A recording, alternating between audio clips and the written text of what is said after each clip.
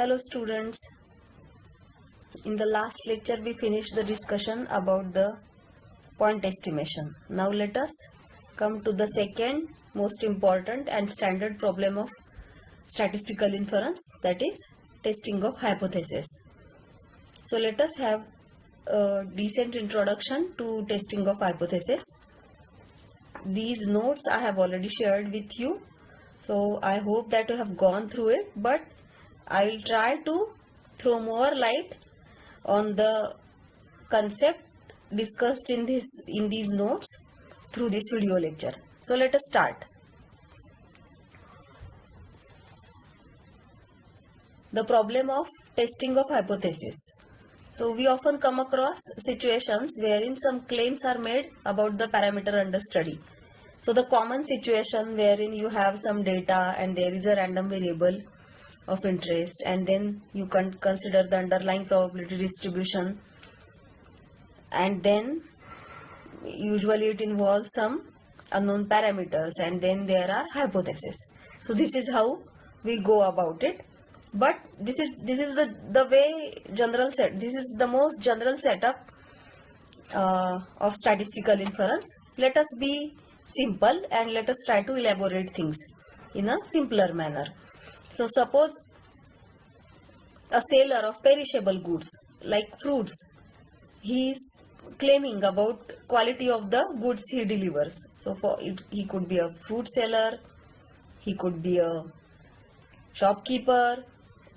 So he is making claims about the freshness of the fruit. So which he is selling, he may say that they are organically grown, since the fruits, the organically grown items are more in demand these days and carry a higher price tag as well.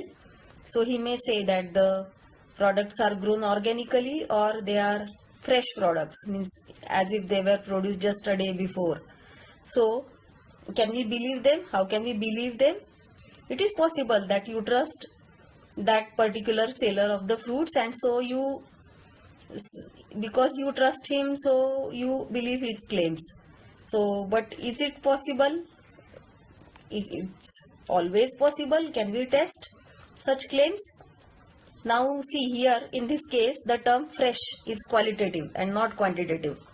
So we have to quantify it either, or we can consider a situation wherein the claim is more quantitative in nature. Even in this setup, you can say that if the item is, say, only a day old, suppose you call it as fresh only if it is only a day old, then you can try to check through some procedure whether the item is just a day old or not, but still it won't be that easy. So let us consider a situation where the claim is quantitative in nature. So suppose a manufacturer of certain spare parts of a vehicle supplies the spare parts in huge numbers, means he is a major supplier of the vehicle manufacturing company. Now he is supplying those spare parts to the vehicle company, and now this supplier, he claims that the lot sent by him contains less than 0.5% defective items. So now this type of claim can be treated. So this is a claim, so we call it as a hypothesis. So now this hypothesis needs serious testing before taking the decision regarding the acceptance or rejection of the lot. Means you have to take it, you need to check whether this hypothesis is true or not, because there is a risk of accepting a really bad lot if the hypothesis is not examined seriously, carefully. So what is a hypothesis usually? So a hypothesis is a statement made about the population parameter. So these are very basic, these definitions you might have studied. Even the situation is not so uncommon. So I hope you are following what I am trying to convey here. So suppose theta is the proportion of defectives in the lot, then the hypothesis of interest will be simply theta is less than or equal to 0.005, because 0.5%, so 0.005 will be the proportion of defectives So either you will accept this hypothesis or you will not accept, means you will reject the hypothesis. So this is a typical problem of testing of hypothesis. Testing of a hypothesis, this hypothesis. So usually when you have a hypothesis, then instead of just checking that hypothesis, means either when you accept it or you do not accept. So when usually you do not accept, in many situations it is like accepting the complementary hypothesis, and so people say that they have accepted the hypothesis or they have rejected the hypothesis. Many a times that need not be the case. In some cases complementary hypothesis may not be that clear, means it may be an ambiguous, it may lead to an ambiguous situation, or it may lead to infinitely possible cases. So many times people simply say that they have accepted the hypothesis or they have not accepted the hypothesis. So but we won't go into that detail, we will simply say we accept or reject. We consider two choices. So here we have two choices. Either you accept that the proportion of defectives is less than 0.5% or you do not accept the claim. Means in a way you are rejecting the claim. Means in a way you are saying that the proportion of defectives is more than 0.5%. Isn't it? So in this case it is very much like either you are accepting or you are rejecting. So how do we go about it? So we create a procedure in order to test these claims. So that this procedure, which is basically about it is very much about the decision regarding the hypothesis. So simply call it as a decision procedure for hypothesis testing problem. So this decision procedure is called as a test. So this is a very simple non-mathematical definition. A better definition we will see soon. Now the decision is usually based on the value of a certain random variable. Now in this case, see how can we decide? Now suppose the lot size is say 10,000. So suppose 10,000 items are going to be supplied by the seller. So not all items can be tested. So usually you might have heard about the terms like sampling plan and all.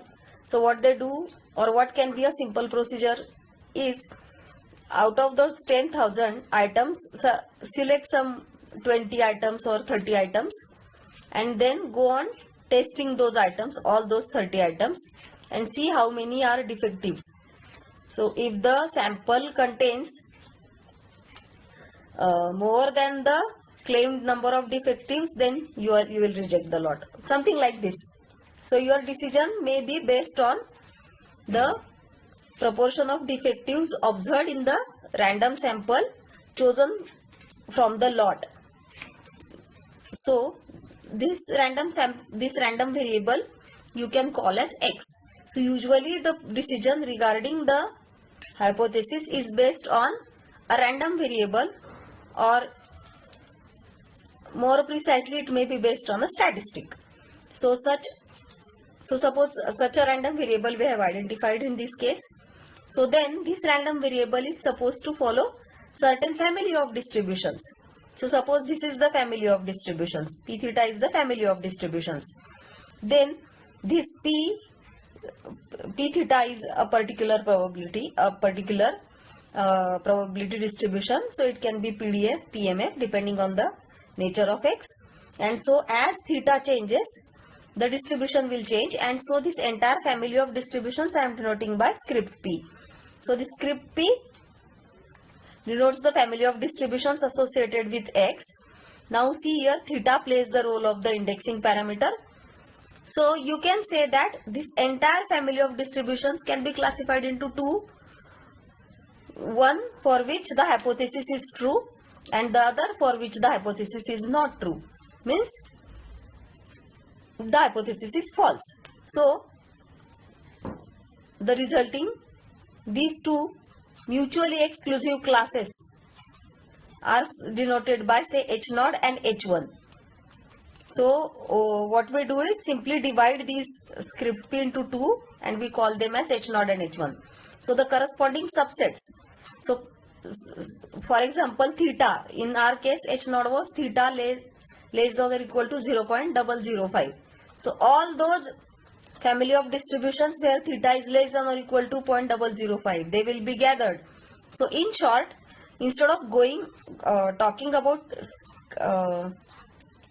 this script P, we can simply say I am gathering all those subsets of the parameter space for which H naught is true. So all the values of theta for which H naught is true is denoted by script theta H naught, and for all those values of theta for which H1 is true, those are collected and put together in script theta H1. So script theta H naught and script theta H1 are subsets of the parameter space corresponding to the hypothesis H naught and H1, so that their union is the original parameter space. So mathematically, the hypothesis that theta belongs to script theta naught is equivalent to the statement that P theta is an element of H naught. As simple as that. So it is therefore convenient to identify the hypothesis with this statement and to use the letter H naught, because H naught itself we are denoting to classify the script P. So same H naught is used to denote the hypothesis also.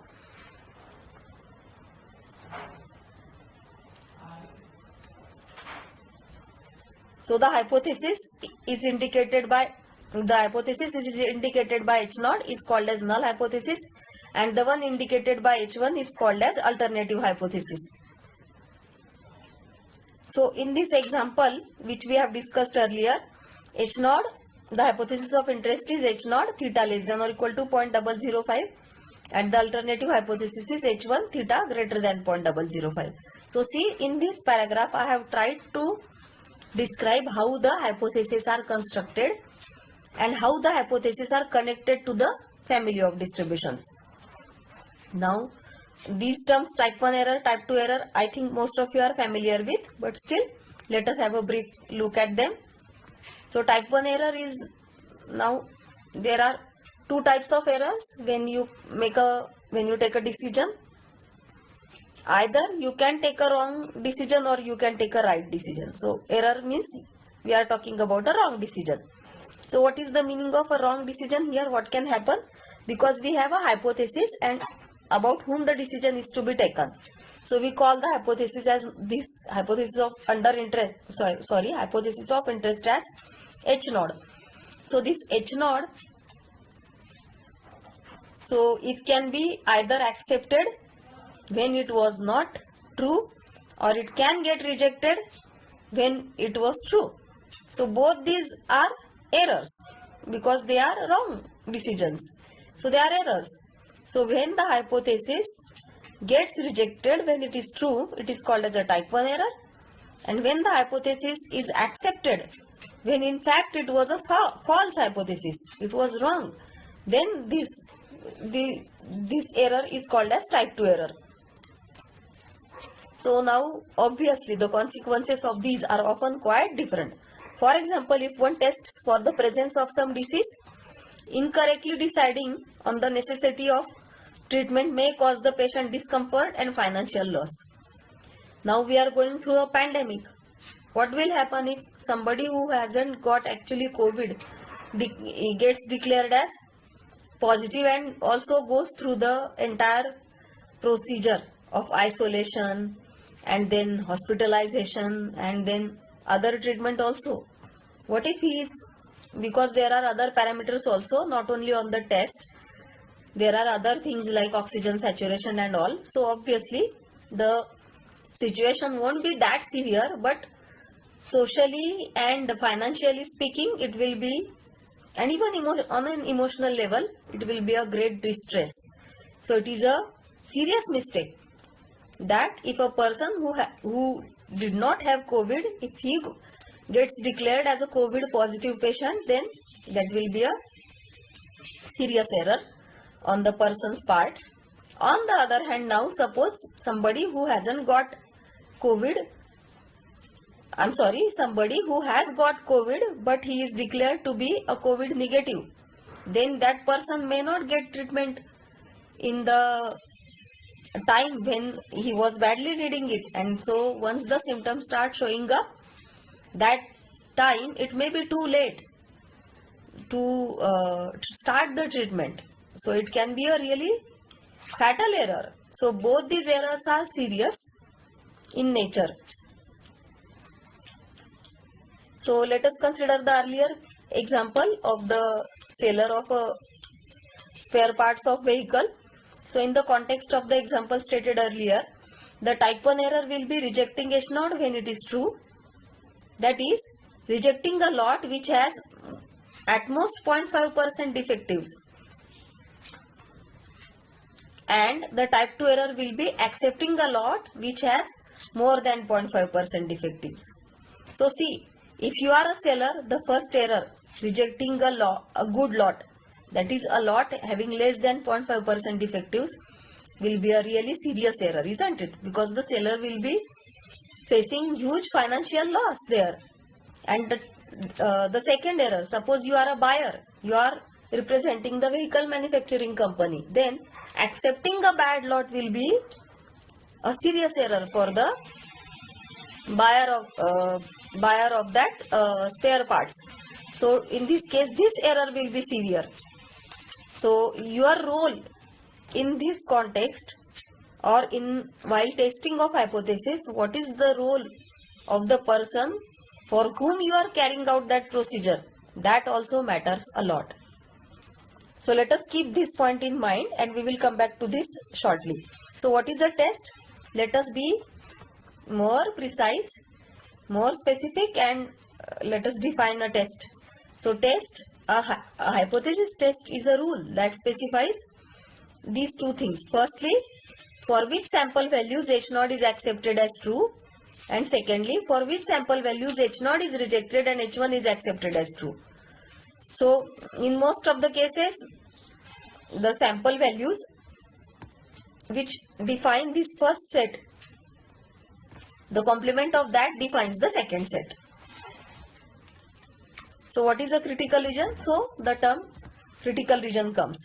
So the subset of the sample space for which H0 is rejected as a true hypothesis is called as the rejection region or critical region. So acceptance region is the complement of the rejection region is the acceptance region, as we said before. Now the thing is that obviously you would like to minimize the probabilities of both the types of error, but is it possible to minimize them simultaneously? One can easily notice that it is not possible to minimize the probabilities of both the types of errors simultaneously. So what is done then? One error's probability is limited at a point, and then the other error's probability is minimized. So the common practice is fix the probability, put an upper bound to the probability of type 1 error, that is the probability of rejecting H0 incorrectly, means rejecting H0 when it is true. So try to limit this probability. So suppose, how do we denote this mathematically? So suppose script C denotes the critical region, that is the subset of the sample space for which the null hypothesis will be rejected. So suppose you have a sample observation which belongs to the critical region. So probability that you will get a sample observation which belongs to the critical region, this probability now will depend on theta, isn't it? So suppose this probability, this entire probability is not more than alpha for any theta in the subset of the parameter space specified by H0. So if this is true, then so see, this is what we mean by the bound. So this alpha is representing that bound, and this alpha will be between 0 and 1. So this alpha in this above equation 1, please ignore this question mark. By this I mean this equation 1. So this number alpha is called as the level of significance. Means at most what is the probability of type 1 error? So this much. So the probability of type 1 error will never exceed the value alpha. So this is what we mean by the level of significance. So keeping this condition in mind, now what we do is we try to minimize this probability. What are we going to minimize? Probability of accepting probability of accepting H naught means when you say that X belongs to C complement. This script C complement means acceptance region, na? Complement of rejection region means acceptance region. So when X belongs to the acceptance region, then you are going to accept H naught, and you are going to accept H naught when it is not true, because theta belongs to script theta H1 means H naught is not true, means H1 is true. So this is another type of error. So what do we do is we put an upper bound to the probability of type 1 error and we try to minimize the probability of type 2 error. So minimizing the probability of type 2 error is equivalent to maximizing the probability of taking correct decision. So what is the correct decision? Because you are going to minimize this, means you are going to maximize the probability that X belongs to C for every theta in script theta H1. So what do we do is we put a limit or an upper bound to the probability of type 1 error and we try to maximize this probability of taking the correct decision. So this condition, now because this is true for every theta, so you can simply say that supremum of this probability, supremum over all values of theta in the subset of this parameter space specified by H naught. So this supremum is equal to alpha. So when this supremum is equal to alpha, this test is called as a size of the test. So it's like this left hand side of this equation is the size of the test. So this supremum itself may be less than or equal to alpha.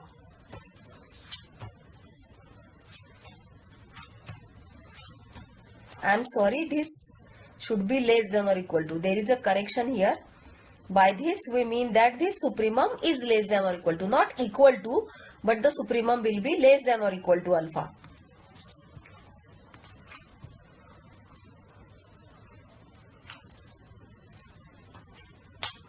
So let us stop here. We shall continue more about this in the next lecture.